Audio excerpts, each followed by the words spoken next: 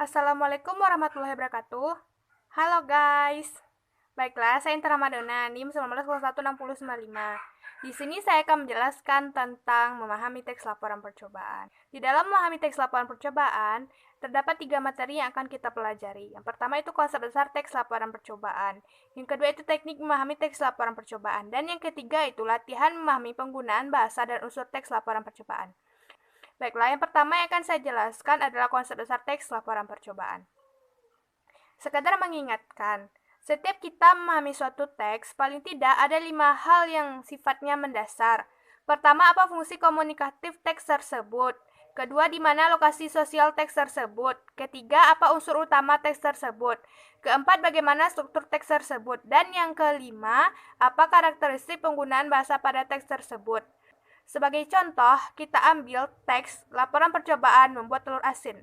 Teks laporan percobaan ini akan ditampilkan pada kiri atau kanan video.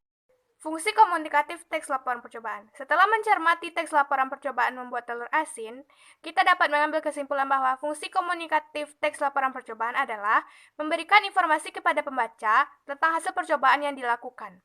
Sebelumnya, kita harus mengetahui terlebih dahulu apakah itu teks laporan percobaan. Teks laporan percobaan adalah teks yang menceritakan tentang percobaan yang dilakukan oleh peneliti. Lokasi sosial teks laporan percobaan. Cermatilah kembali teks laporan percobaan membuat telur asin. Di manakah teks tersebut biasanya kita temukan? Ya, teks tersebut biasanya dapat kita temukan di buku ajar, artikel ilmiah, makalah, dan lain-lain. Nah, itulah merupakan lokasi sosial teks laporan percobaan. Unsur-unsur teks laporan percobaan. Unsur-unsur teks laporan percobaan biasanya terbagi 3. Yang pertama itu unsur fisik, unsur mekanik, dan unsur isi. Unsur fisik yaitu ada judul, alat, bahan, langkah-langkah, hasil percobaan, dan kesimpulan. Unsur mekanik yaitu tanda baca, penulisan huruf atau EBI, dan unsur isi dalam teks laporan percobaan yaitu fakta. Fakta adalah hasil dari percobaan yang dilakukan harus sesuai dengan yang sebenarnya terjadi. Struktur generik teks laporan percobaan. Setelah mencermati teks laporan percobaan membuat telur asin, kita dapat melihat ada judul, tujuan, alat dan bahan, langkah-langkah, hasil dan kesimpulan. Nah, itulah merupakan struktur umum dari teks laporan percobaan. Pada bagian awal teks laporan percobaan terdapat tujuan. Tujuan adalah penjelasan tujuan dilakukan percobaan. Pada bagian kedua, terdapat alat dan bahan. Alat dan bahan adalah pemaparan alat dan bahan yang akan digunakan dalam melakukan percobaan. Yang ketiga, langkah-langkah. Langkah-langkah adalah penjelasan bagaimana langkah demi langkah yang ditempuh dalam melaksanakan kegiatan percobaan. Bagian keempat, hasil. Hasil adalah penjelasan hasil percobaan. Dan bagian terakhir atau bagian kelima itu kesimpulan. Kesimpulan adalah penyimpulan seluruh kegiatan dan hasil percobaan yang telah dilaksanakan. Secara sederhana, struktur teks laporan percobaan terbagi 2. Yang pertama itu pernyataan umum. Pernyataan umum adalah bagian teks laporan percobaan yang terdiri atas klasifikasi dan pernyataan.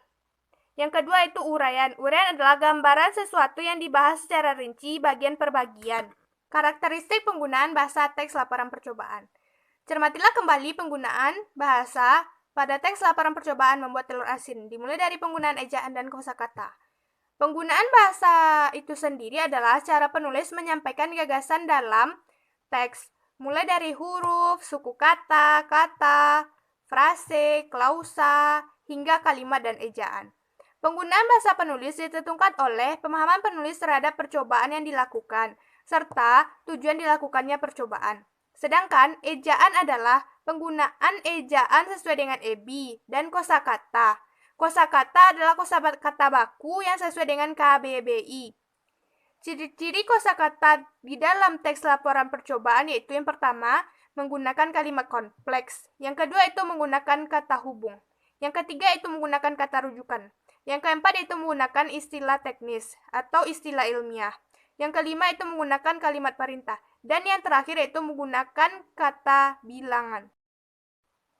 Yang kedua yaitu teknik memahami teks laporan percobaan. Di dalam memahami teks laporan percobaan, ada 2 teknik yang perlu kita pahami. Yang pertama yaitu teknik membaca sekilas.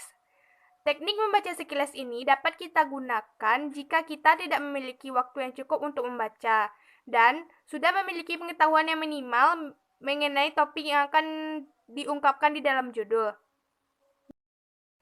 Yang kedua yaitu teknik membaca terstruktur. Teknik membaca terstruktur ini sangat berbeda dengan teknik membaca sekilas. Di dalam teknik membaca terstruktur, waktu yang diperlukan cukup lama, sedangkan pada teknik membaca sekilas, waktunya relatif singkat. Dan pada teknik membaca ini juga diperlukan penerapan secara berkelompok. Yang ketiga itu latihan memahami penggunaan bahasa dan unsur teks laporan percobaan. Di dalam memahami penggunaan bahasa dan unsur teks laporan percobaan, ada dua hal yang harus kita perhatikan. Yang pertama itu pengembangan kosakata. Kosakata itu sendiri adalah setiap kata yang terdapat dalam suatu kalimat. Di dalam teks laporan percobaan, penggunaan kosakatanya harus diperhatikan karena di dalam teks laporan percobaan banyak terdapat kalimat aktif, kata tugas, dan kata definisi. Seringkali, dalam pengembangan kosakata teks laporan percobaan terdapat banyak kekeliruan. Di antaranya membedakan mana yang kalimat aktif, kata tugas, dan kalimat definisi.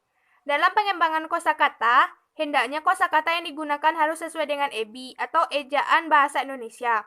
Seringkali di dalam menentukan kosakata yang digunakan masih banyak terdapat kesalahan seperti penulisan kata depan, kata ganti, kata-kata yang dicetak miring, dan masih banyak lagi. Yang kedua itu memahami fakta dan opini di dalam teks laporan percobaan.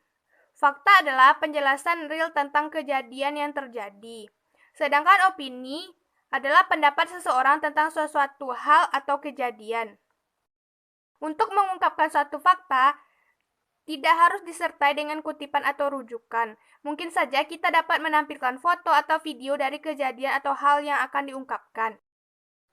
Sekianlah materi yang saya jelaskan pada kesempatan kali ini. Assalamualaikum warahmatullahi wabarakatuh.